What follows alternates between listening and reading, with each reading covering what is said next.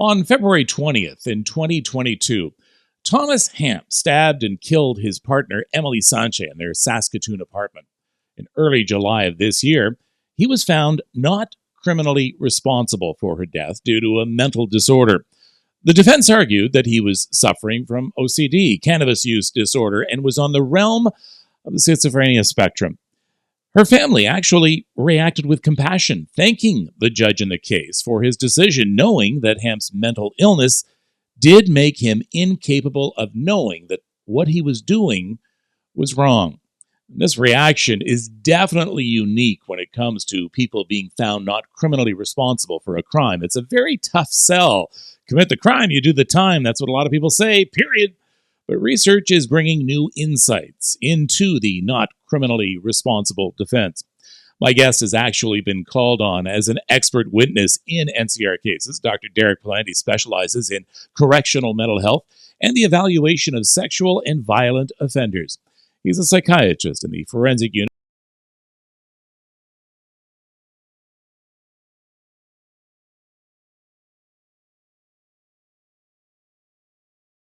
at Ontario Shores Centre for Mental Health Sciences. Not criminally responsible. The case for the defense right now on the Mental Health Podcast.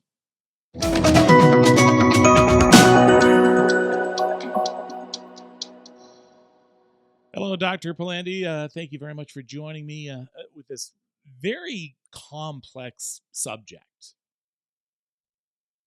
Morning. Thanks for asking me to join you today. And as a first statement, as you said, a complex topic, eliciting lots of reaction in different people. Very true. No question about that. And that is what we are going to talk about today, because I think that one of the biggest issues facing us now when it comes to NCR, and when we say NCR, it's of course the acronym for not criminally responsible, is the stigma. And hopefully we put some minds at ease and explain things, because it's one thing to say someone is responsible for the death of someone else, as we were talking in this Saskatoon case, but they weren't. How do I put it? They weren't in their right mind. They had a mental illness. Well, they had an identifiable mental illness, and the symptoms of that illness impacted on specific parts of their psychological functioning that either made it impossible for them to appreciate what they were doing in a mechanistic or material sense, or secondly, to not be able to know what they did was wrong, either morally or legally. And that's, in a nutshell, how people find their way to be deemed not criminally responsible for an offense in a courtroom. There's been actually a lot of changes to the laws around criminal responsibility. Until 1992, we basically called it criminally insane. I think in the legislation. So right there is a stigma that mental health is trying to shake, that term insane. But when it came to forensic cases, we didn't change that attitude, those words, until 1992. So we're still very much, really on the ground level here of understanding forensic cases like this. Yeah, definitely. And language, as you well pointed out, language reflects in many ways what our attitudes are, and kind of what the public perception often the media perception is of a particular issue. So, slowly attempting to move away from terms like insanity is an example of that. We talk about people having mental disorders, and rather than being not guilty by reason of insanity, they are not criminally responsible because of a mental disorder. So some shift. I think parts of this whole area have gone in the right direction, but in terms of stigma, we've still got a long way to go, I'd say. Okay, so let's get into the nuts and bolts of it here. When someone commits a crime, it is very difficult to understand for the lay that that person didn't realize the consequence of that crime, the significance of that crime. Help me understand that. Well, um, first of all, just as a general notion, I should, um, one thing we should talk about is the idea that in Canadian law, at least, people are presumed to be criminally responsible for the things that they do. That's the presumption. The fallback position is if somebody does something that is illegal, they're held criminally responsible unless there is evidence that is brought forward to the contrary to displace that notion that a person is criminally responsible for what they do. So everybody in the public is held responsible unless there's evidence to the contrary. So the idea is that, as I said, that if a person is suffering under the burden of particular kinds of symptoms related to an underlying disorder, that can affect their judgment, their perception, their impulse control, various other sort of domains of their psychological functioning. That has to do with whether they can truly appreciate or understand what they were doing or the significance of it. And so that's what the court is tasked to do. There's evidence brought forward about what a person's mental state was at the time of doing something, whatever that something is.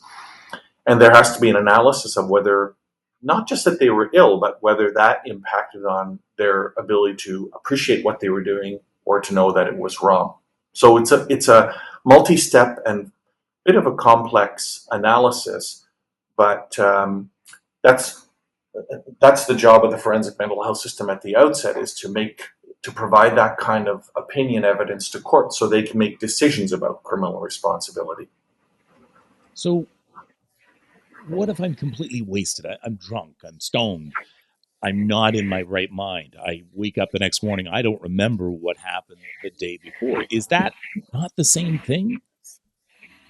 No, I mean, there's a differentiation, and this has come down to both lawmakers, but also case law and cases that have gone through courts, where essentially um, states that are brought on by voluntary, for example, consumption of substances are excluded from criminal responsibility analyses. The idea is that a person brings on their state of intoxication and whatever conduct follows. And there are certain parts of the law that deal with intoxication, but they're distinct from the ones that deal with criminal responsibility. The criminal responsibility parts of the law deal with a person's mental disorder. So not a transient state of intoxication, for example. So yes, any person, whether they're mentally ill or not, consume intoxicants, it'll change their behavior. But the issue for criminal responsibility is a person's mental disorder, not, as I said, simply a transient state of, for example, intoxication. So there's a pretty clear differentiation. What's going through someone's mind at that time? And I don't even know if you can answer that, to tell you the truth. So if someone, let's take a case of someone who is suffering from schizophrenia, um, commits a B&E, or hits somebody, or something of the like. What's happening there in that person's mind? Does that make sense? It makes sense. It's a difficult question to answer because there's so many facets to really understanding what compels a person's behavior in relation to what their psychological state is. It's a bit of a complex issue. But let's say if we were to choose the first example you gave, the issue of a break and enter in a person who is mentally ill or has symptoms of mental disorder. For example, I've worked on several cases where a person who is mentally ill to begin with, and they're suffering from particular kinds of delusional beliefs, fixed beliefs about the world that are false. And one of them could be, for example, that the person believes that they're breaking into a residence or a place that they own, that they have title and ownership to. But that is actually a fixed and false belief about their circumstances. So the person feels quite justified to go in through the front door or even break in through the front door if they need to, because they're saying, well, I own this It's my place. house. So It's my house. Why are all these other people here occupying my house? And so, not surprisingly, someone who might be an occupant of that house would call the police, and the person would be quite mystified because they hold this psychotic belief that the residence and all belongs to them. So that's an example, sort of a quick example of how a person's mental state might interact with their conduct that might be illegal. Are police getting better in responding to these cases? That's it's a very very important question. Let's start there. Um, I've been in this line of work for well over 25 years. Let's say I don't have to date myself beyond that, but more than 25 years, and I've had lots of occasion to work with police officers and detectives and the police service in many different capacities, including at the educational level. I've had the pleasure and opportunity to educate frontline police officers. And, I'd like to say that we're definitely going in the right direction. I think there's a lot of effort. And I think there's more recognition that the way police have dealt with mentally ill folks and their circumstances maybe hasn't always been ideal. So partly there has to be a recognition that we have to change something. We have to go in a different direction. And the second part is, do we come up with education and programming and so on that is going to actually improve the educational level of officers, particularly frontline officers? And secondly, is it going to actually result in a shift, a fundamental shift in attitudes and behaviors in police officers? Do I think it's going in the right direction? Yes, I do. But like a lot of these things, for those of us who work in the field, say we need more and we need to do this faster. Having tragic outcomes of police interacting with the mentally disordered is terrible. It's always a terrible situation. Police have a very, very difficult job. We also have to acknowledge that.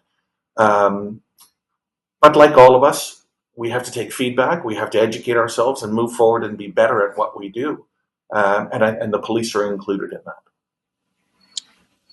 And a lot of people will think, oh, you know what, that's cushy. They get to go to a nice mental health institution, comfortable bed, meals, no bars, and they'll be out as soon as they take a bit of therapy. But we've had like studies done. In fact, a major Canadian study that was done back in 2022 actually was published in the Journal of Frontiers of Psychiatry. Individuals found NCR experienced higher levels of detention than those convicted in the criminal system.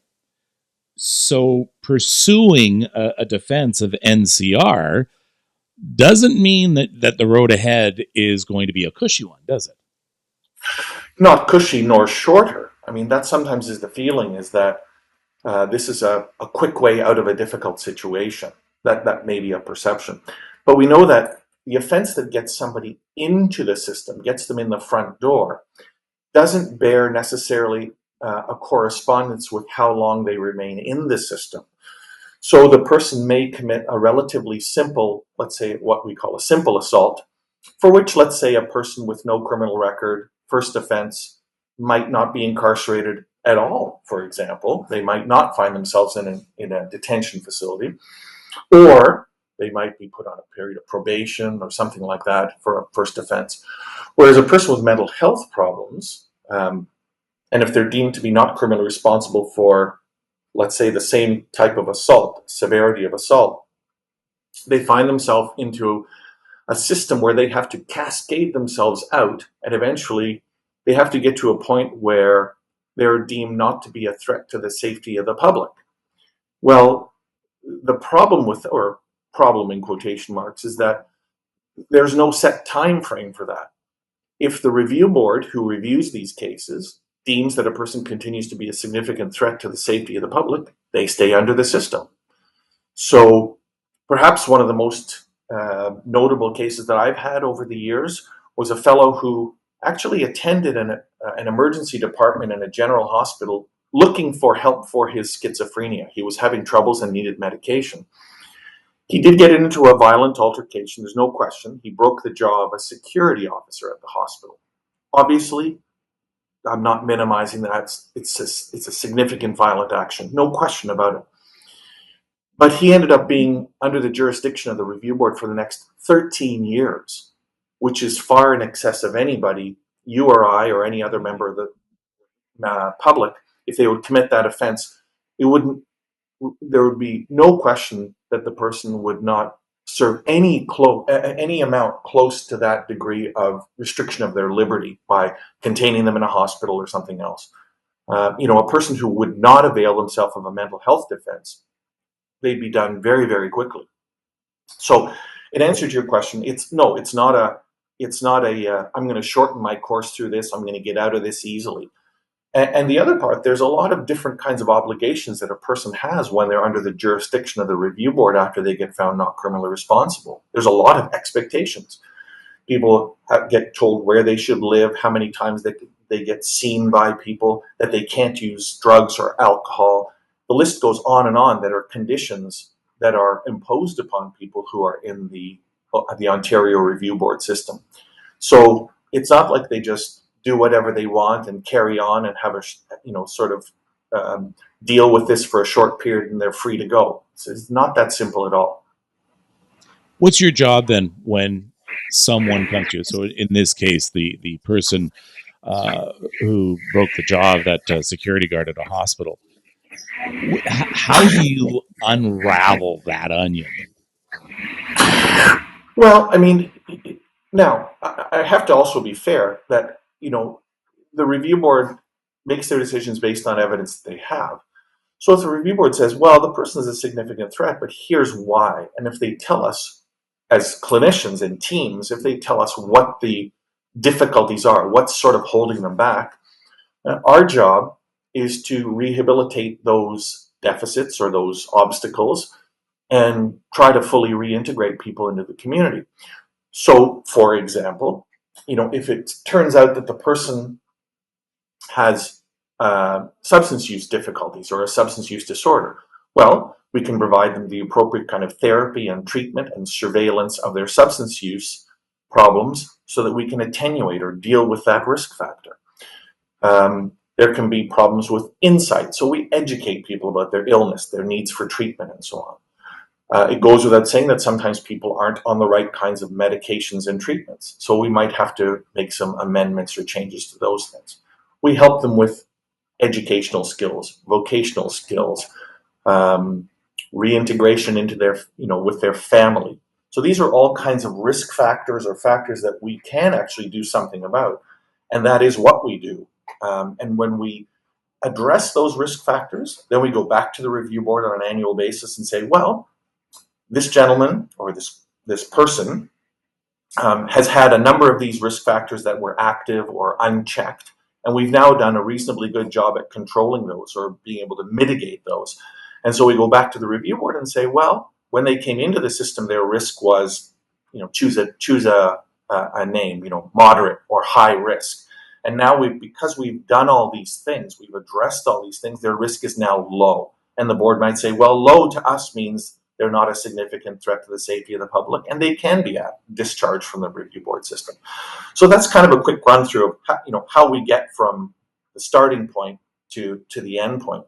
But just to underline that there's no set time frame for any of that. We certainly hope that a person who has offenses that are relatively minor aren't going to be in the review board for many years. We hope that doesn't happen, but we also can't always guess how things are going to go for people. The flip side of that is that people commit very serious offenses, homicides or other types of very, very severe occurrences, but they respond very well to medication. They attend to all of their risk factors and they're rehabilitated so effectively that they can be reintegrated into the community, perhaps even in a couple of years.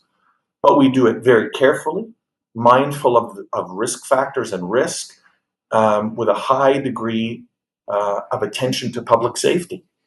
So that's the other side of it. Very serious offense, but can move through the system relatively more quickly, but appropriately under certain circumstances. Do patients realize what they did once you have put them through therapy? Do they say, oh my gosh, I did that? conduct. Yeah, Do do they?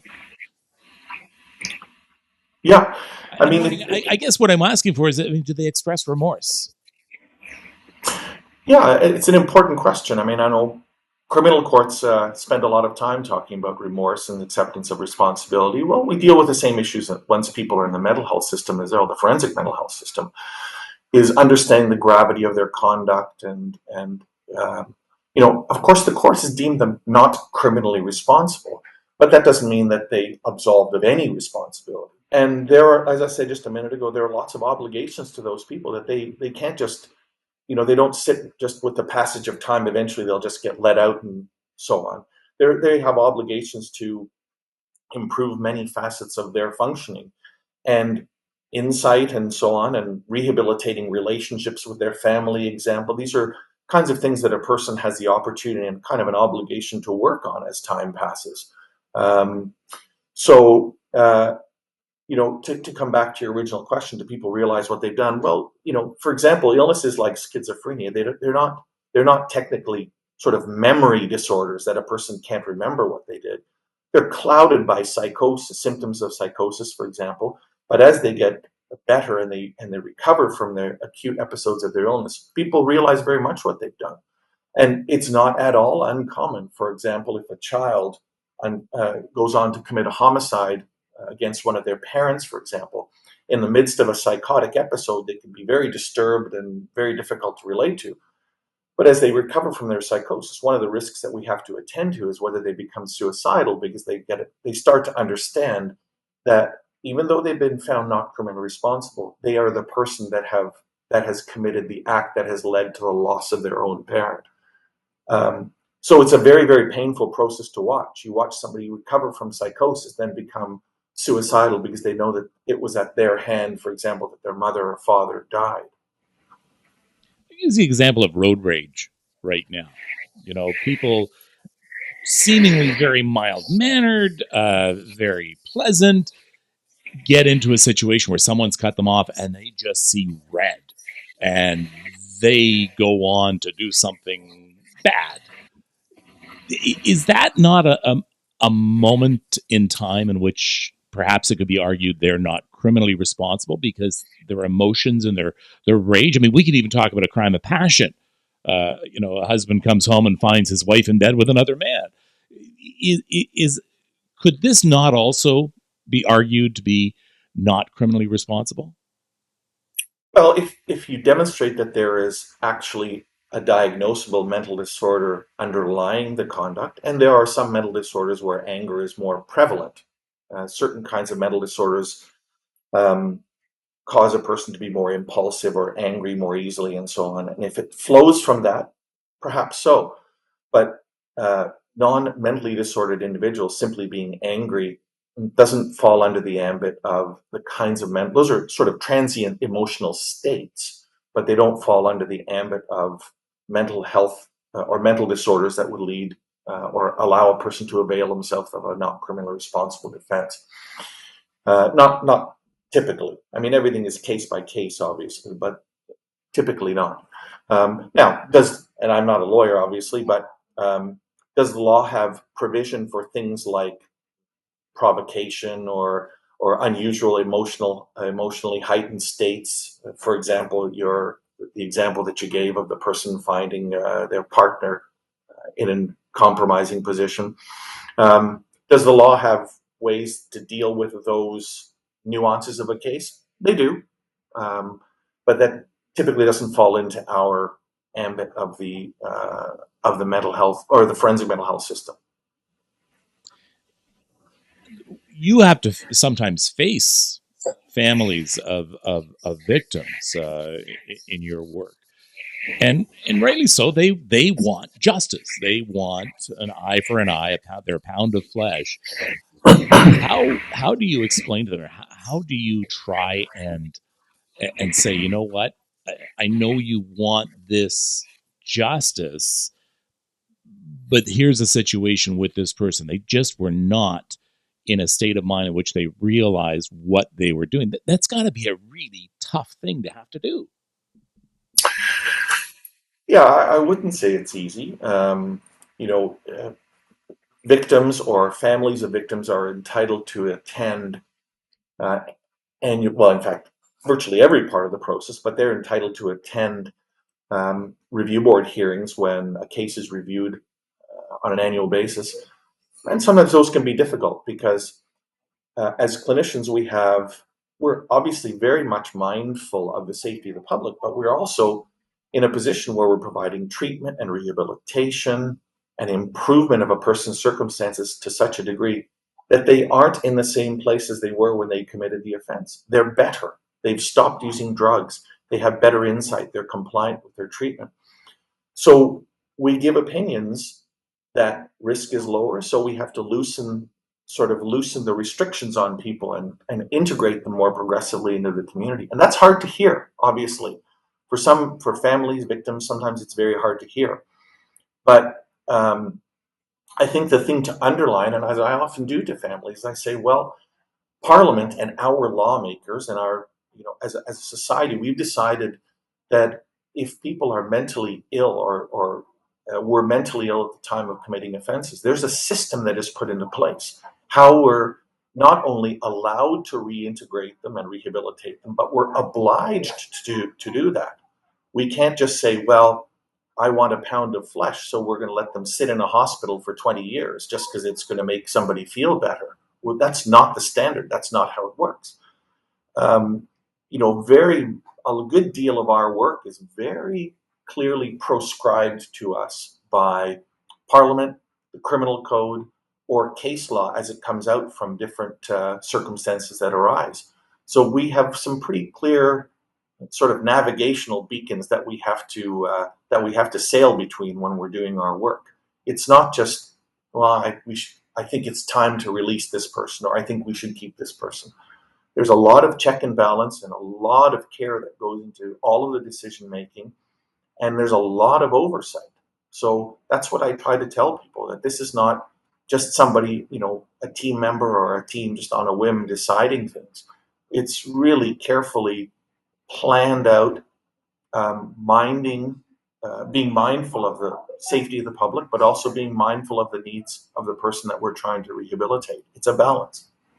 Yeah, it sort of is on us to think more about mental health, think about treating people with schizophrenia who are manic before something happens.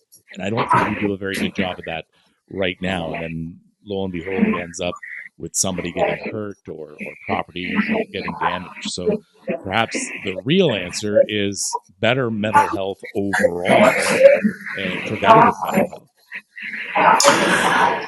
Yeah, that's a big and, in my view, of course, a very important topic.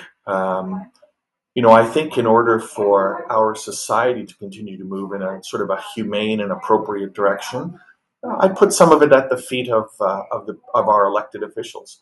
I'm not being critical, but I am saying that good leadership goes a long way to helping Ontarians and Canadians have educated, enlightened, and appropriate responses and opinions to those people who, in many cases, are the most vulnerable in our population. And I think how we treat our most vulnerable members of our population is very telling. It speaks to who we are broadly, and I think we have to consider that all the time. How do we treat people who are unfortunately afflicted by things that they often or almost always have no control over? All right, and that debate continues, whether it's forensic or not. Thank you so much for this time. I very much appreciate this, and I thank you for what you do. I appreciate that, and thank you very much for having me. All right, thank you very much. Dr. Derek Palandy was my guest from Ontario Shore Centre for Mental Health Sciences, where he is a psychiatrist in the forensic unit. Until next time, thanks for joining me. Take care of yourself and take care of each other.